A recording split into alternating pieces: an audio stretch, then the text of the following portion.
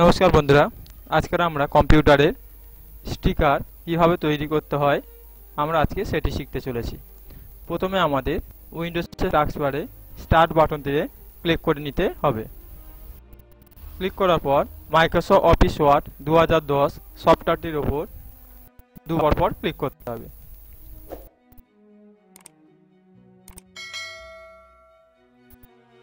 আমরা প্রথম page setup পেজের মধ্যে আমরা ক্লিক করব। ক্লিক করার পর সাইজ অপশন থেকে A4 মাপটিকে আমরা সিলেকশন করে নেব। এরপর মিলিং অপশানে আমরা আসব। মিলিং অপশানে ট্যাবে ক্লিক করার পর এনভেলপ অপশানে আমরা করব। এনভেলপ পেজে ক্লিক করার পর এনভেলপ এন্ড লেবেলস নামক একটি ডায়লগ বক্স ওপেন হবে। এখানে আমরা লেবেলস অপশানে যাব। লেবেল অপশানে গিয়ে অ্যাড্রেসের জায়গায় আমরা লিখব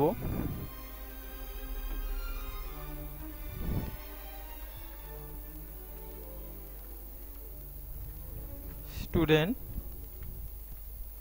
নেম কোলন দিয়ে আমরা ডট ইউজ করব। এন্টার করে আমরা লিখব অ্যাড্রেস।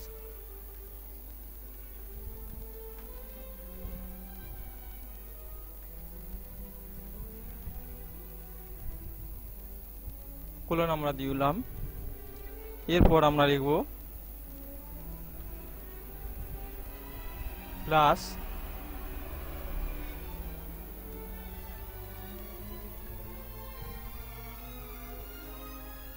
কোর্স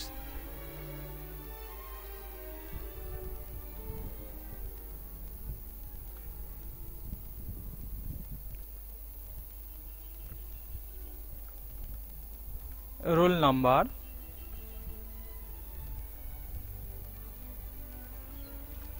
এবং কন্টাক্ট নাম্বার লিখে আমরা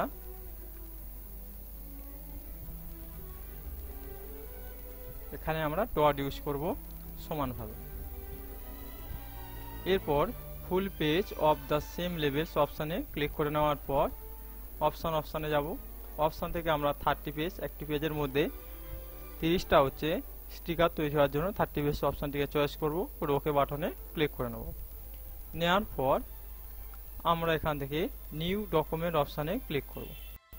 করার সাথে সাথে মাইক্রোসফট অফিস ওয়ার্ড 2010 সফটওয়্যারে আমাদের একটি স্টিকার তৈরি হয়ে গিয়েছে, যেটি আমরা পরবর্তীকালে প্রিন্ট করে ব্যবহার করতে পারবো।